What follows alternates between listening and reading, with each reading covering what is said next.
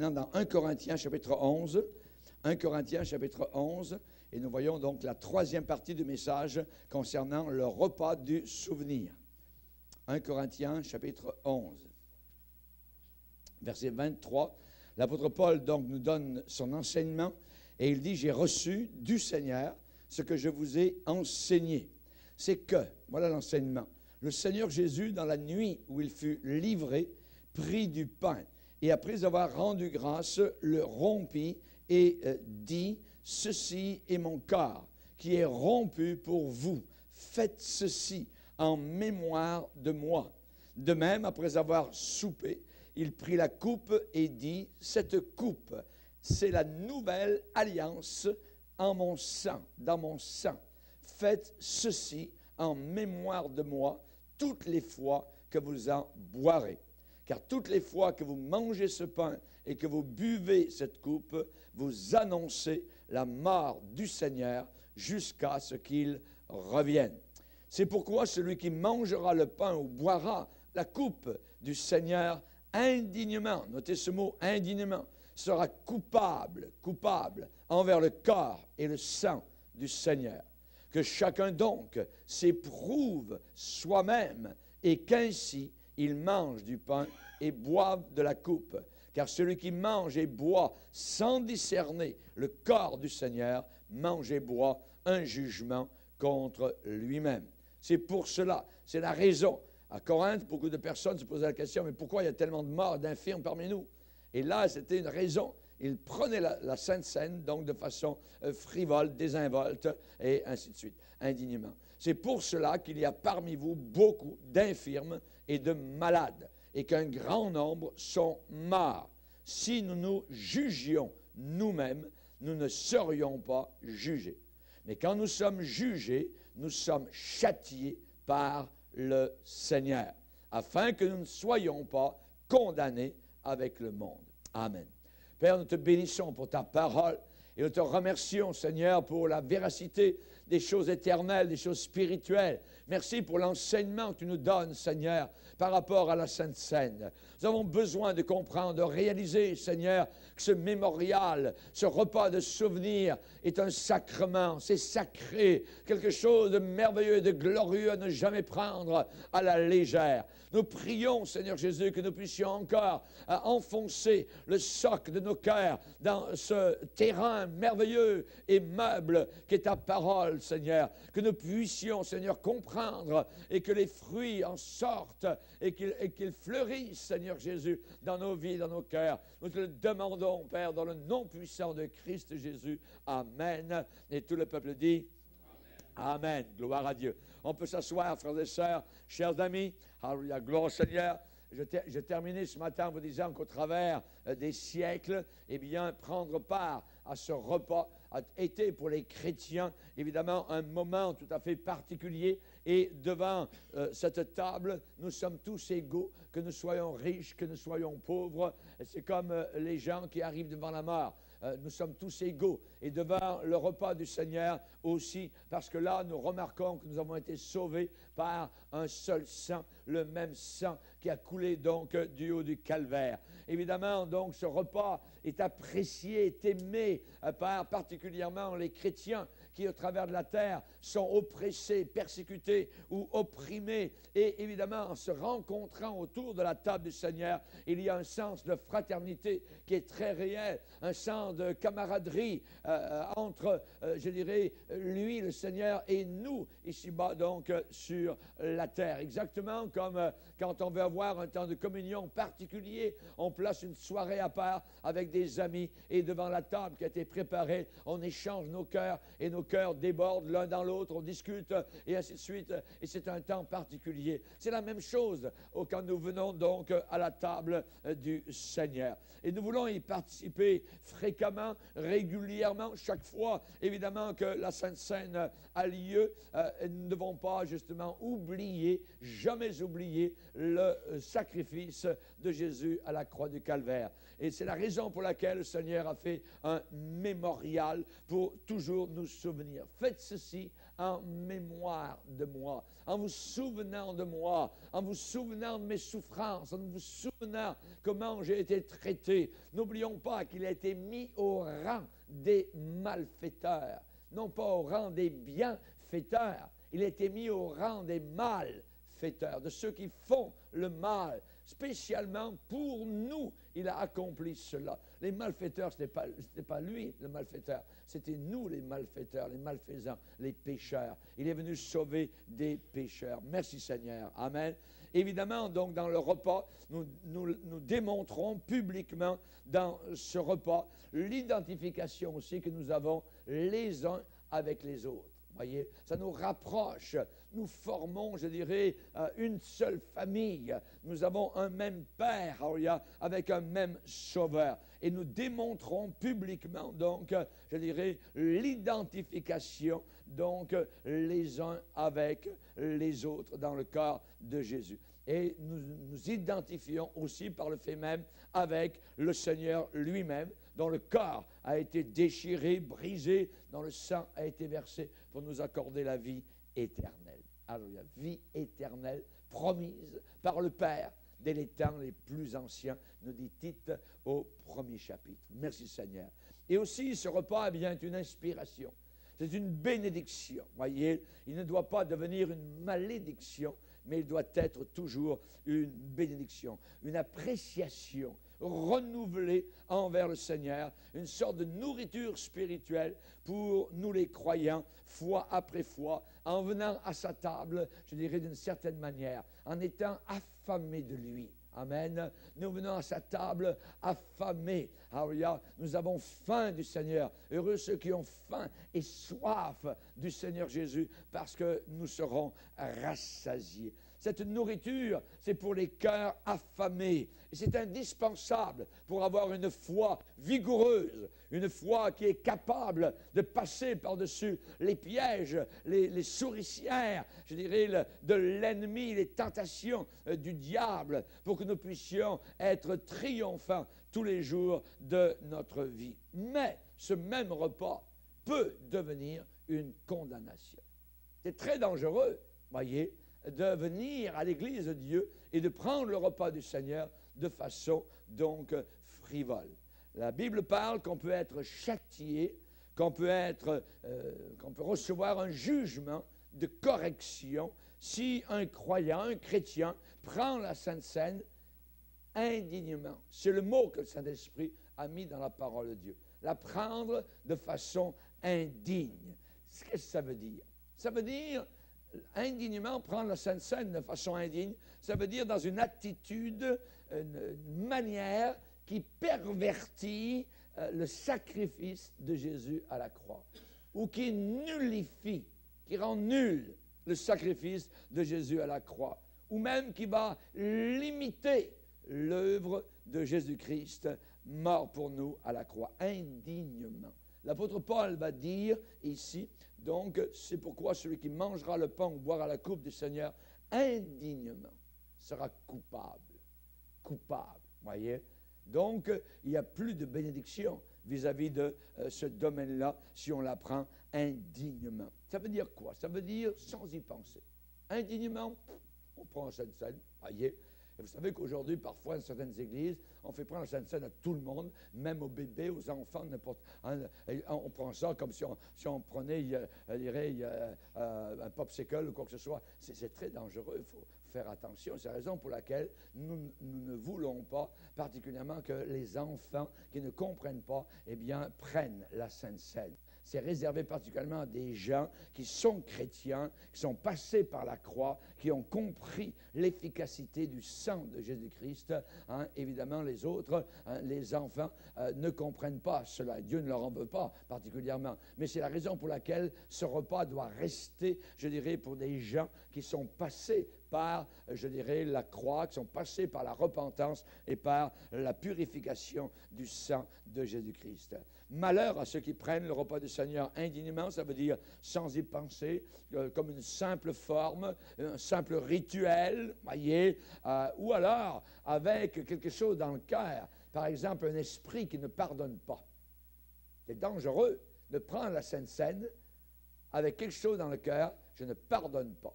Pourquoi? Parce que celui avec qui nous identifions nous a pardonné de tous nos péchés, et il a pardonné à tous les pécheurs, et Dieu, de la croix, il a crié, Père, pardonne-leur. Et moi, est-ce que je peux prendre la Sainte Seine en ayant, je dirais, un non-pardon dans mon cœur vis-à-vis de quiconque? Voyez, c'est indigne du Seigneur. Et je ne dois pas prendre le repas du Seigneur indignement avec un esprit qui ne pardonne pas, ou alors dans l'incrédulité. On peut prendre le repas du Seigneur sans même y penser. Moi, je n'y crois pas, ça, c'est leur bébelle, mais les diacres passent, tout ça, et ils apportent la Sainte Seine, et je vais la prendre quand même. Voyez, ça, c'est très dangereux. C'est très dangereux, c'est indigne, nous dit donc les Écritures. Et évidemment, donc, ça peut être aussi en ayant du préjudice envers les autres, ou alors une prétention d'être dévoué envers Jésus. Oh, j'aime Jésus, voyez, et puis je prends la Sainte Seine et je prends la coupe, alors que la personne vit une vie totalement païenne à l'extérieur. Voyez, en réalité, cette personne prend de façon indigne la Sainte Seine. Et à Corinthe, c'est ce qui se passait. Pour plusieurs personnes, ils la prenaient de façon indigne, de façon frivole. Et soudain, parmi eux, parmi les chrétiens, il y avait beaucoup de malades, il y avait beaucoup d'infirmes, il y avait beaucoup de gens même qui étaient morts. Et j'imagine qu'à Corinthe, on se posait la question, mais qu'est-ce qui se passe parmi nous, avec autant de morts, voyez, parmi les chrétiens? Et ils n'avaient pas la réponse. Et la réponse est venue par la lettre de l'apôtre Paul. C'est la raison pour laquelle il y a parmi vous beaucoup de morts, d'infirmes et de malades. Oh! Soudain, ils sont devenus sobres. Soudain, ils sont devenus, je dirais, attends, on ne joue pas avec les choses de Dieu. On est en train de parler du sang de Christ. On est en train de parler de la croix, d'un sacrifice de souffrance inimaginable pour sauver les croyants. Et ces gens-là, donc, prenaient ce repas avec un esprit qui ne pardonnait pas et dans l'incrédulité, ou alors avec une prétention, un faire à croire, oui, moi je suis chrétien, tout ça, hein, dans l'Église, dans les quatre murs, pendant une réunion, puis ensuite on vit comme les païens, donc à l'extérieur, faire à croire, voyez. Et la Bible dit qu'à la fin des temps, beaucoup de gens auront une apparence de piété. Dans l'Église de Dieu, on ne veut pas l'apparence de piété, hein, tromper le Seigneur. Un homme trompe-t-il Dieu, nous dit Malachie. Est-ce qu'on peut tromper Dieu? Est-ce que Dieu ne voit pas? Il a les yeux de flamme. On relit les lettres aux églises de l'Apocalypse et on voit que le Seigneur savait exactement tout ce qui se passait à l'intérieur de toutes ces églises. Il y a un endroit à Thyatire, il se présente comme étant celui qui sonde les cœurs et les motifs. Ce qui veut dire que le Seigneur sait exactement ce qui se passe dans nos cœurs, dans nos vies, et la raison pour laquelle, donc, si nous prenons la Sainte Seine avec authenticité, sincérité, ou alors juste pour l'apparence, tromper ou abuser. Donc, l'attitude de chaque participant est extrêmement importante. Extrêmement importante. La parole de Dieu dit que Jésus est personnellement présent à chaque fois que ce repas est accompli. À chaque fois que le repas du Seigneur, le repas de souvenir, la Sainte Seine est accompli, il est présent. Il est là. Voyez, il est présent. Là où deux ou trois réunis en mon nom, je suis là. Je suis présent. Voyez. Son amour total, voyez, évidemment, et pour nous, sa justice aussi inchangeable. Ou bien Dieu va nous bénir, ou bien Dieu va nous châtier. Ou bien Dieu va nous bénir, ou bien Dieu va nous châtier. Et nous parlons de la coupe de bénédiction. La coupe de bénédiction. Mais cette coupe de bénédiction peut devenir coupe de malédiction si je ne fais pas attention ou je prends indignement le repas du Seigneur. Voyez, chers amis, ceux qui participent et qui savent qu'au-dedans de eux, eh bien, ils sont de quelque manière, je dirais, en dehors de son attouchement, ils peuvent s'attendre à être châtiés. Ils peuvent s'attendre à être châtiés dans quelques domaines de leur vie, ou alors ils peuvent agir bien, agir correctement, ou réagir rapidement pour leur édification et pour la gloire du Seigneur. On peut se sonder et dire, là c'est vrai Seigneur. Voyez, c'est la raison pour laquelle parfois, avant la Sainte Seine, on donne un temps pour sonder nos cœurs. Sondons nos cœurs, voyez. On ne se prive pas de la Sainte Seine. On la prend, mais avant cela, il faut que nos comptes soient en règle avec le Seigneur. Amen. Alléluia. Donc, évidemment, on sait qu'on peut être puissamment aidé, on peut être puissamment secouru, mais ça peut être dangereux. Ça peut être dangereux. On sait que dans Ésaïe 29, le Seigneur va dire, ce peuple s'approche de moi, il m'honore de la bouche et des lèvres, mais leur cœur est éloigné de moi. Donc, ce qu'il faut, c'est que notre cœur soit collé à nos lèvres. Il ne faut pas que notre cœur, voyez, soit à milieu et que nous disions des choses, finalement, que nous ne vivions pas. Il faut être conséquent dans notre démarche avec le Seigneur. Aucun participant au repas du Seigneur ne peut être jamais neutre. On ne peut jamais être neutre devant ce repas-là. On ne peut pas être non impliqué, non inculqué. Non, ça ne se peut pas. Une fois que quelqu'un est amené vraiment face à face avec l'Évangile authentique de Jésus-Christ, ou bien il est sauvé, ou bien il est damné. Il n'y a pas de demi-mesure, il n'y a pas de genre presque sauvé, ça n'existe pas. Si quelqu'un n'est pas sauvé, il est perdu. Il est perdu. Et s'il mourait à l'instant même, il descend en enfer. Voyez? Donc, évidemment, quand quelqu'un a entendu l'évangile authentique du Seigneur Jésus-Christ, ou bien il est sauvé, ou bien il est damné. Il est sauvé s'il y croit, il est damné s'il n'y croit pas ou s'il prend à la légère. Les péchés repoussent Jésus-Christ, ou alors c'est Jésus-Christ qui repousse le péché. Amen. Alléluia. Gloire au Seigneur. Donc, le Seigneur a dit, quand on annonce l'Évangile, ce que vous lirez sur la terre sera lié dans le ciel. Ce que vous délirez sur la terre sera délié dans le ciel. Comment est-ce qu'on lit les personnes? En leur annonçant l'Évangile. Vous annoncez l'Évangile, vous prêchez l'Évangile, vous leur dites que Jésus est mort sur la croix. Ils l'ont entendu. À partir du moment où ils ont entendu que Christ est mort pour leur péché à la croix du Calvaire, ils sont liés. Ils ont entendu l'Évangile. Ils savent, voyez, ils ont compris. Ils savent qu'ils doivent se repentir de leur péché. S'ils ne le font pas, ils sont damnés. Et tant qu'ils n'ont pas donné leur vie au Seigneur, tant qu'ils ne sont pas repentis de leur péché, ils sont perdus. Chers amis, les bénéfices qu'il y a de l'autre côté à participer, évidemment, à ce repas merveilleux, en prenant le pain et le vin, eh bien, l'apôtre Paul parle dans 1 Corinthiens 10, juste un peu précédemment, on va le lire, dans 1 Corinthiens 10, chapitre 10, verset 16. Chapitre 10, verset 16, il est dit ici, la coupe de bénédiction que nous bénissons, n'est-elle pas la communion au sang de Christ? Le pain que nous rompons, n'est-il pas la communion au corps de Christ? Donc, il y a le pain et le vin. Et le pain, Paul va dire, le pain que nous rompons, n'est-il pas la communion au corps de Christ? La communion au corps de Christ, voyez. Le pain vient d'où? Le pain, eh bien, vient de grains de blé. De grains de blé parvenus à maturité, récoltés, séparés de la balle, c'est-à-dire la paille, voyez. Les grains de blé séparés de la paille dans le grain qui entoure le grain.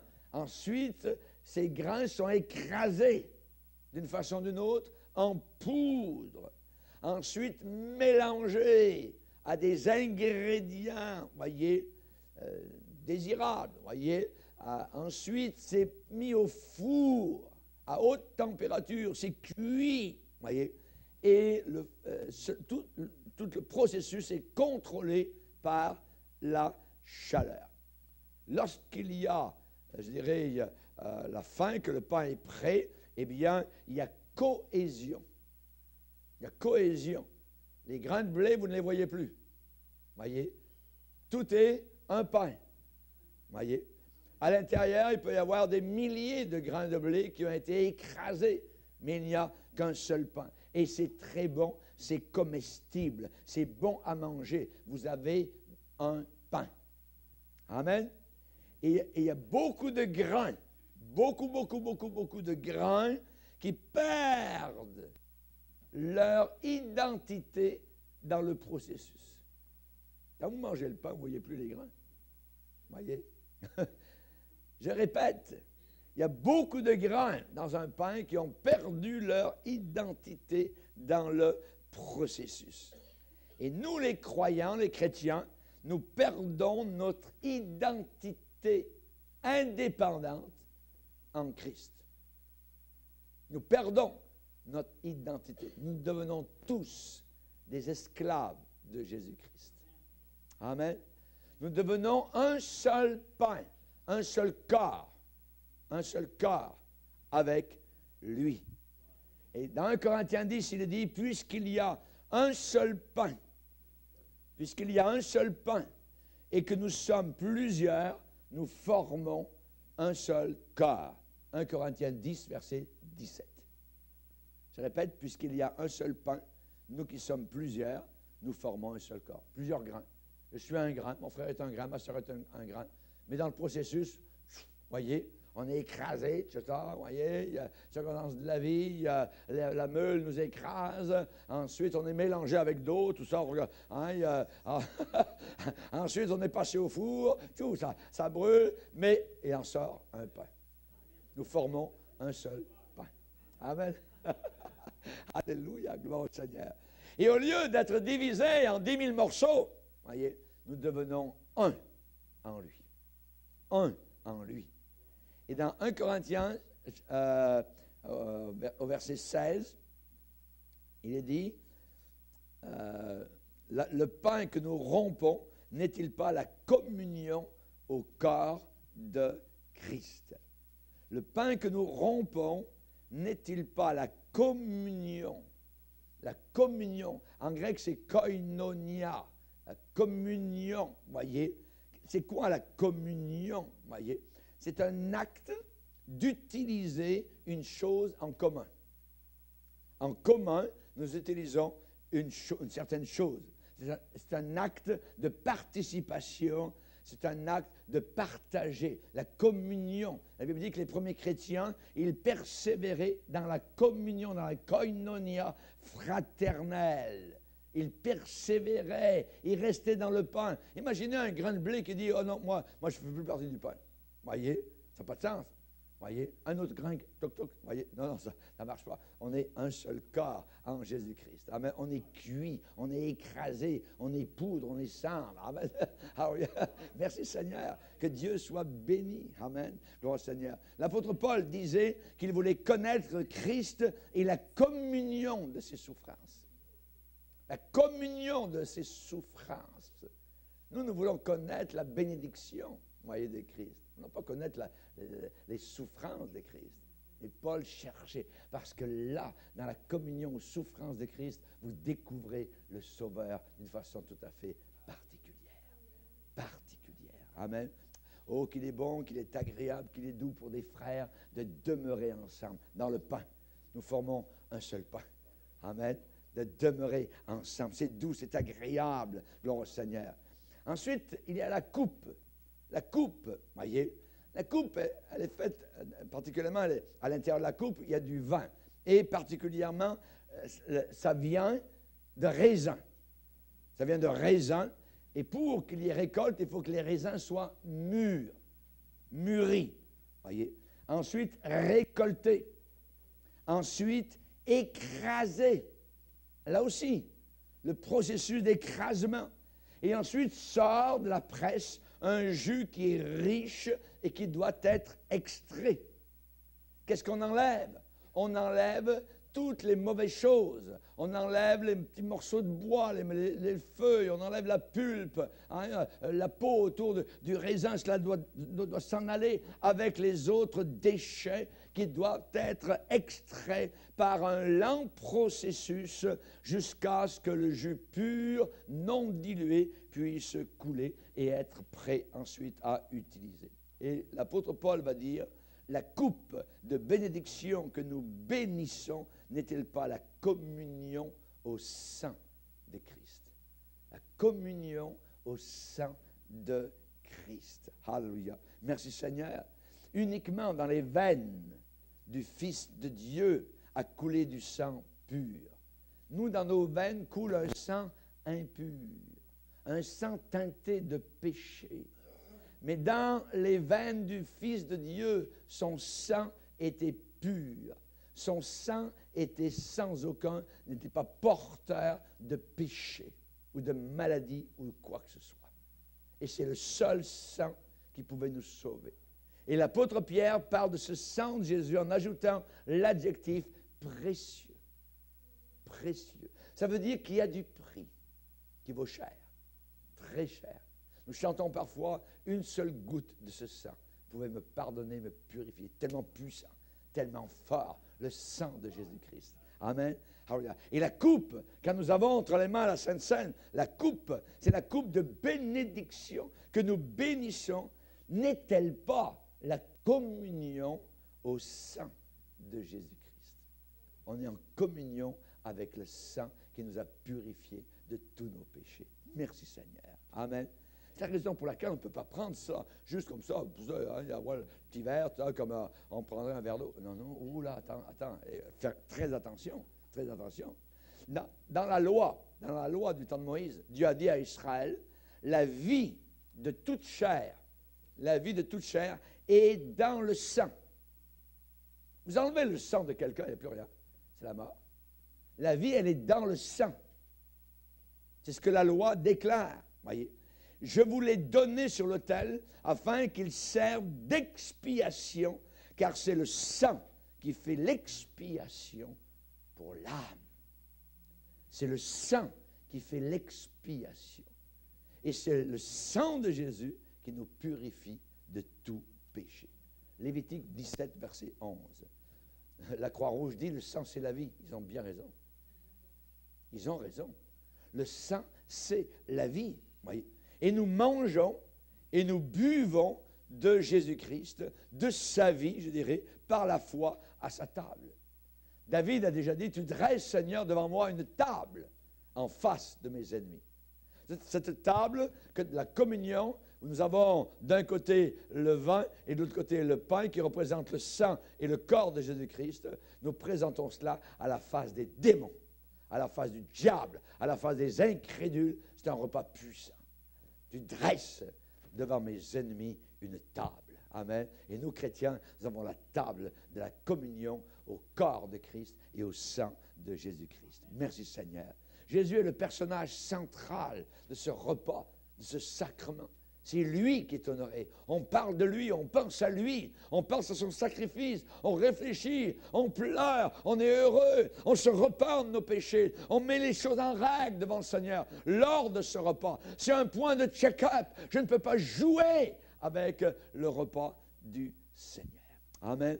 Il est la tête unique, alléluia, et pleine de grâce de toute l'Église. Donc nous devons venir préparer à sa table.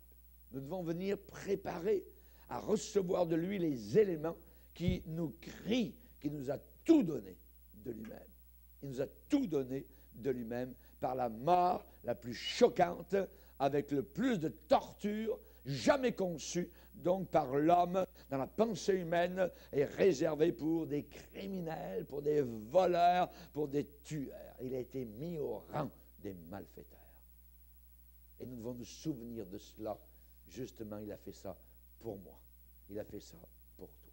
Merci Jésus. Merci Seigneur. Amen. Et quand nous participons à ce repas, eh bien c'est une déclaration publique, une déclaration volontaire que nous sommes impliqués avec lui dans deux expériences, dans deux événements majeurs. Nous sommes impliqués premièrement dans sa mort. Dans sa mort. Il est mort pour nos péchés, nous dit la Bible. Voyez. Donc, c'est une œuvre de substitution. Il a dit, ôte-toi, moi j'arrive. Il a pris ma place. Il a pris ta place. Une œuvre de substitution, voyez, pour d'autres. Et la deuxième expérience, quand nous prenons la Sainte Seine, c'est que non seulement nous sommes impliqués vis-à-vis de sa mort, mais nous sommes impliqués vis-à-vis de sa deuxième venue.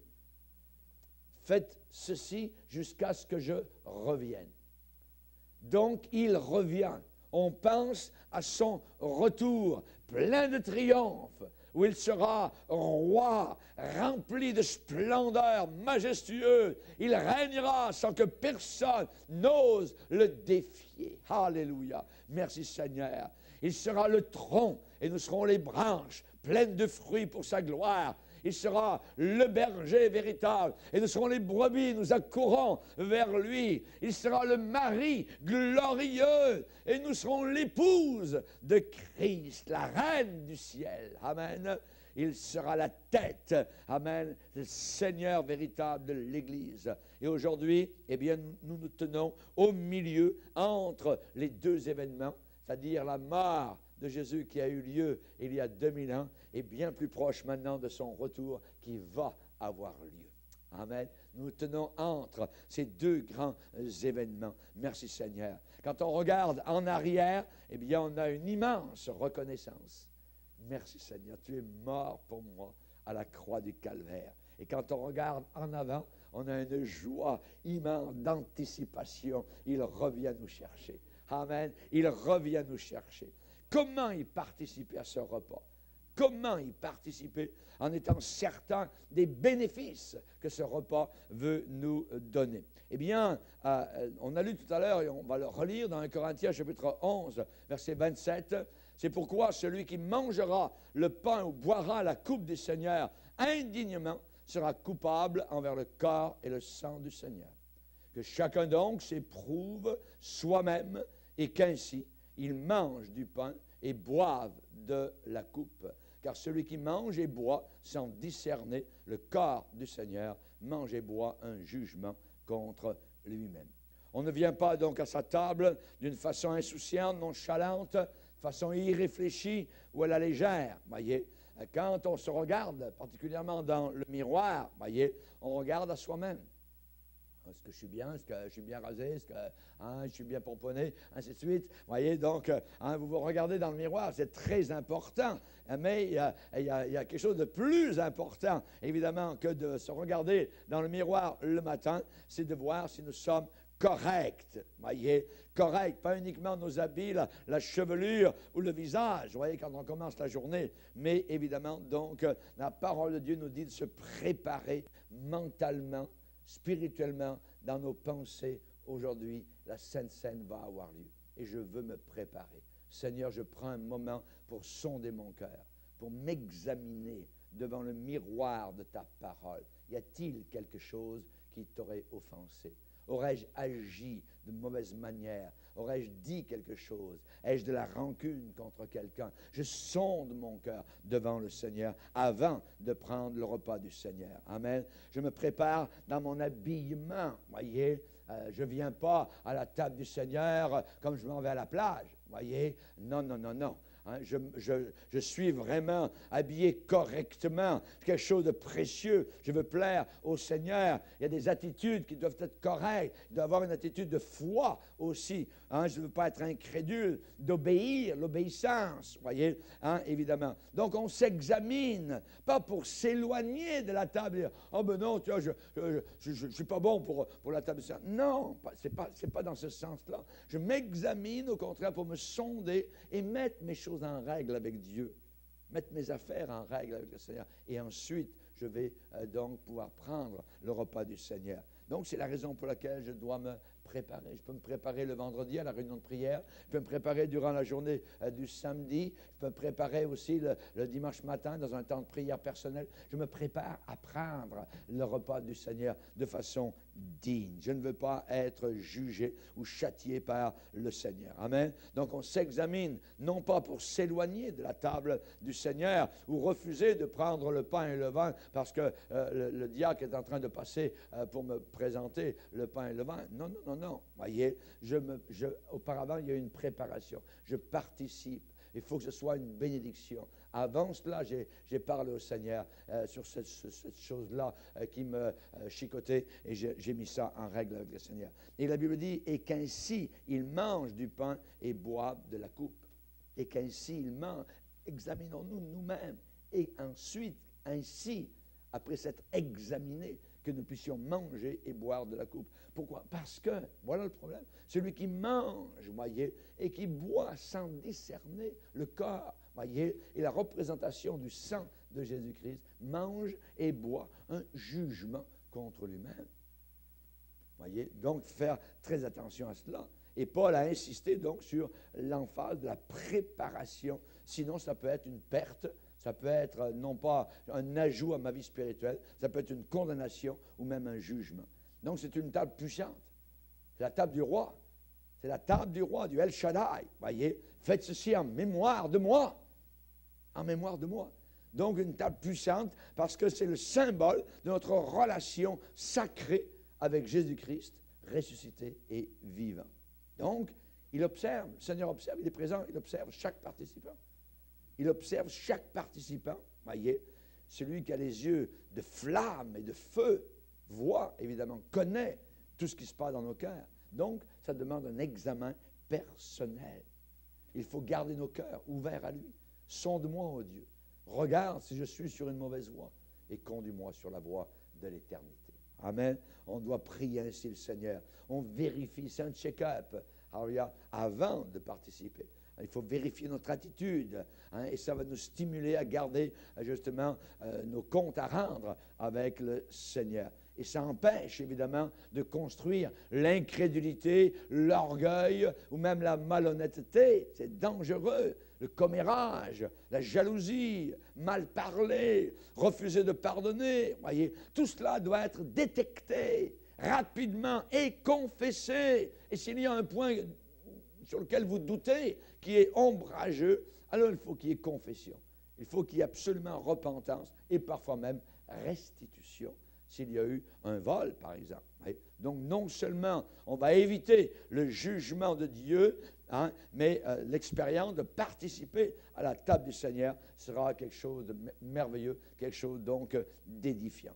Là, dans ce moment, il y a la révélation de sa présence, de sa bénédiction, de son amour et de sa puissance pour nous.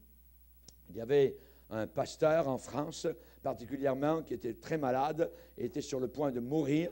Et il a fait venir des collègues pasteurs, donc à l'hôpital, dans sa chambre d'hôpital, à côté de son lit.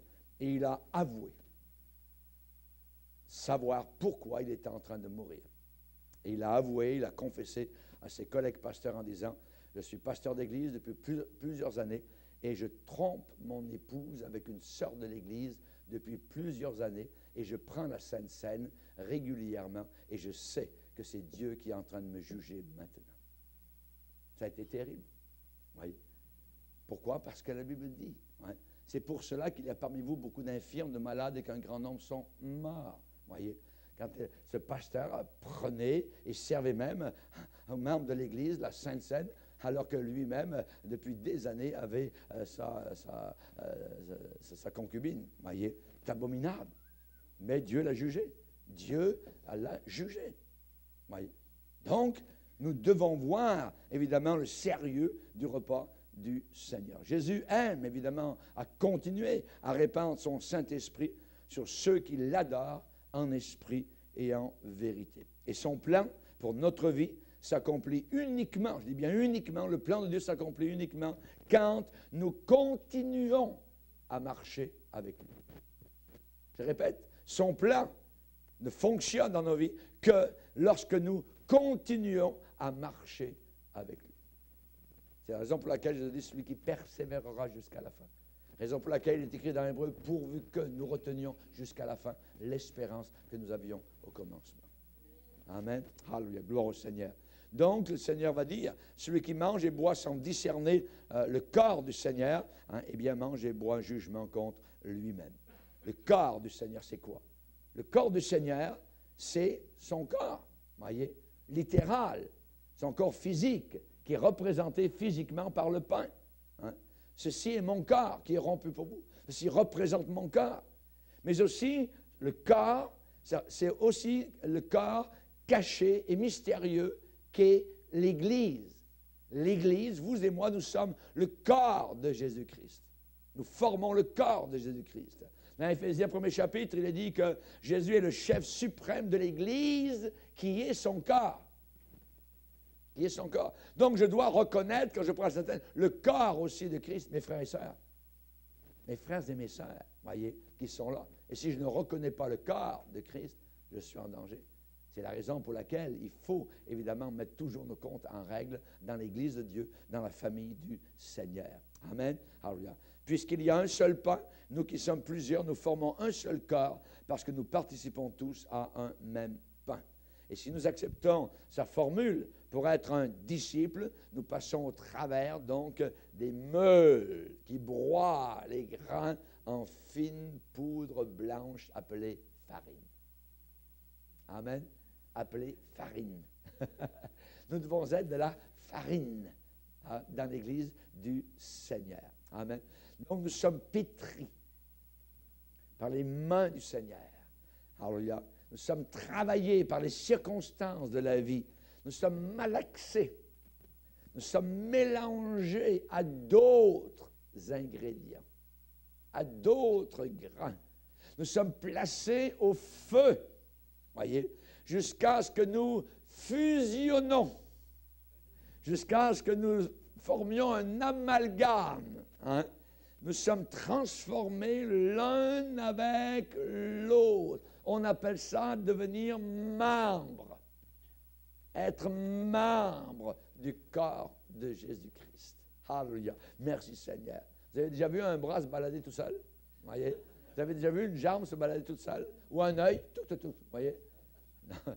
Non, l'œil doit être dans le corps, voyez. L'oreille doit rester là, bien attachée sur le côté, les deux côtés donc de votre tête. Hein? Et c'est ainsi que le corps. Dans le corps, nous sommes différents, voyez. Mais nous devons être l'un est œil, l'autre est oreille, l'autre est main, l'autre est pied, ainsi de suite. Nous formons tous, donc, ensemble. Nous sommes différents, tout à fait différents, voyez. Mais nous sommes le même corps. Amen. Gloire au Seigneur. Que Dieu soit béni. On a des spécialistes comme notre frère ce soir, Amen, qui nous a chanté. Alors, gloire au Seigneur, il fait partie du corps, gloire au Seigneur. Amen. On a une André, on a un Christian, on a un William, voyez. Hein, ce sont tous des différences de caractère, voyez. Mais Dieu nous a formés, les circonstances, fait qu'à un moment donné, tiens, on fait partie de la même famille, on est le même pain, voyez. Et s'il y en a un qui manque, et ça nous manque.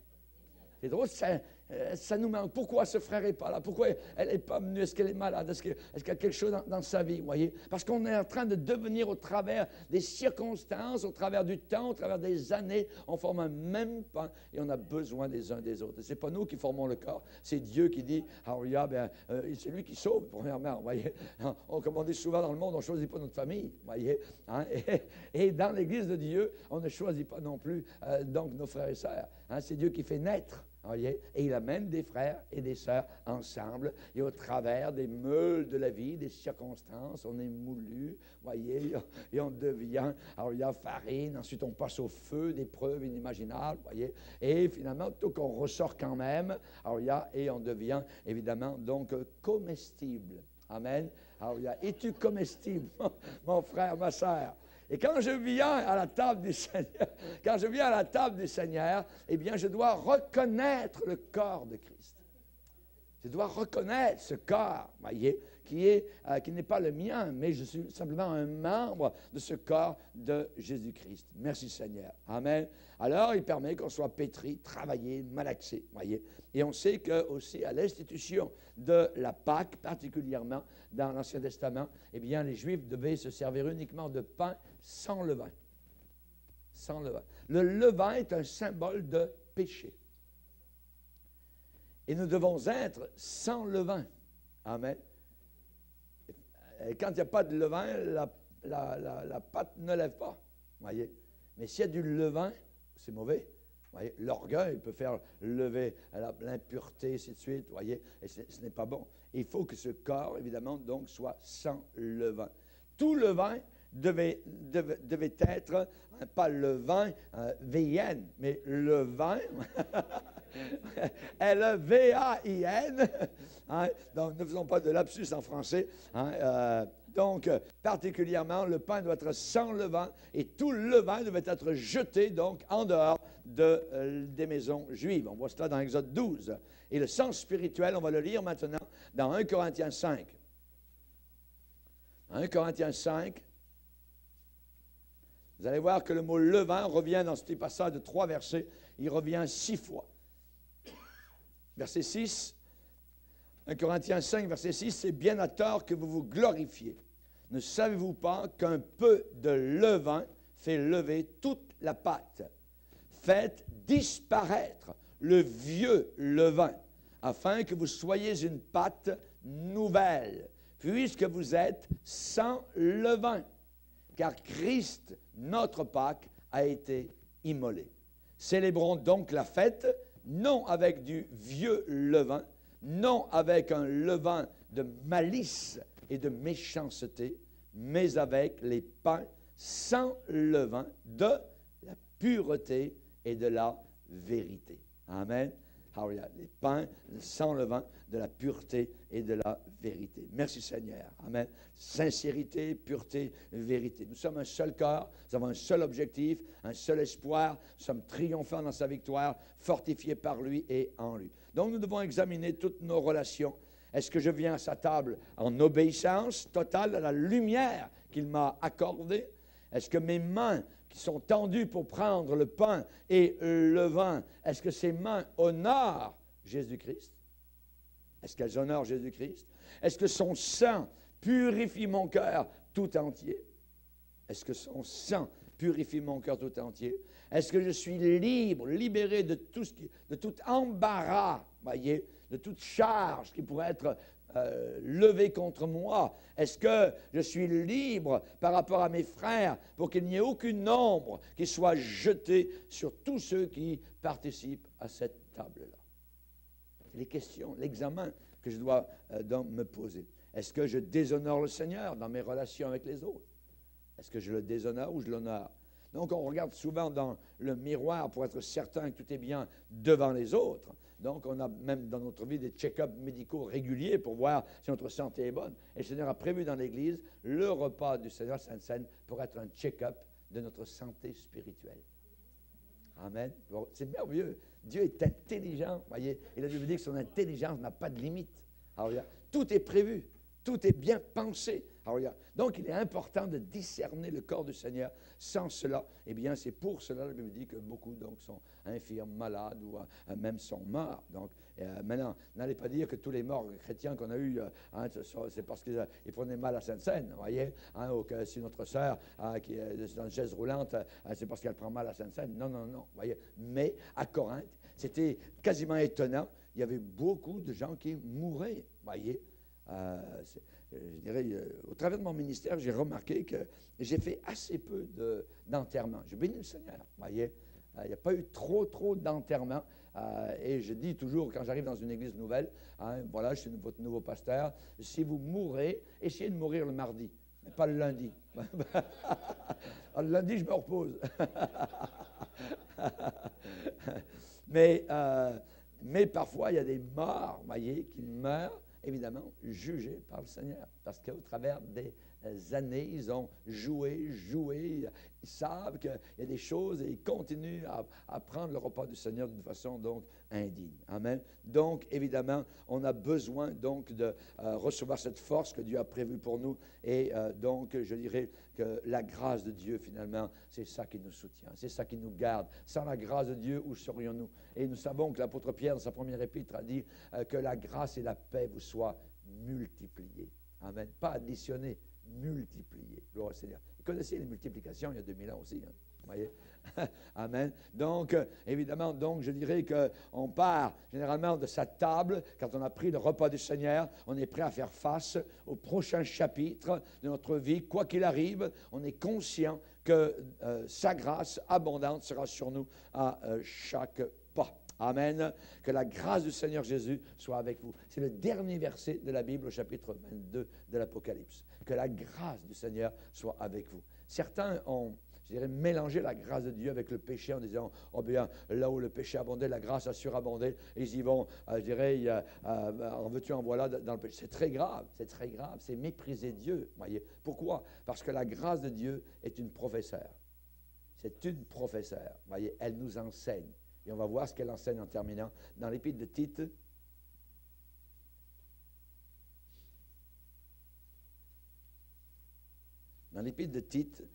chapitre 2, verset 11, la grâce de Dieu, source source de salut pour tous les hommes, a été manifestée. Tite chapitre 2, verset 11. Elle nous enseigne, c'est une institutrice, elle nous enseigne à quoi? Trois choses. Renoncer à l'impiété et aux convoitises mondaines. C'est le premier cours dans sa classe. Renoncer à l'impiété et aux convoitises mondaines. Le deuxième cours, vivre dans le siècle présent selon la sagesse, la justice et la piété. Troisième cours, apprendre à attendre la bienheureuse espérance et la manifestation de la gloire du grand Dieu et de notre Sauveur Jésus-Christ. Amen. On attend son retour. Que Dieu soit béni. Seigneur, te bénissons pour cet enseignement particulier sur ton repas merveilleux et glorieux. Seigneur, aucun de nous n'est parfait, nous le savons, et nous venons toujours justement à ce puits rempli de sang qui a coulé des veines d'Emmanuel, là où nous pouvons être purifiés, lavés, Seigneur, là où nous pouvons ressortir, rejaillir, Seigneur, avec ta présence, ton amour, ton approbation sur nos cœurs. Aide-nous, Seigneur, à toujours tenir nos comptes en règle avec toi. Merci, Seigneur, pour ce point de check-up qui est le repas du Seigneur, ce repas du souvenir. Tu nous as dit, faites ceci en mémoire de moi jusqu'à ce que je revienne. Nous voulons nous souvenir et ne jamais oublier ce que tu as supporté à la croix du Calvaire, traité comme un malfaiteur, comme un vulgaire voleur méchant, alors cloué entre deux brigands. Merci Seigneur Jésus pour un si grand salut qui a été accompli il y a 2000 ans à la croix de Golgotha. Merci énormément Seigneur, au nom de Jésus. Amen. Et tout le peuple dit...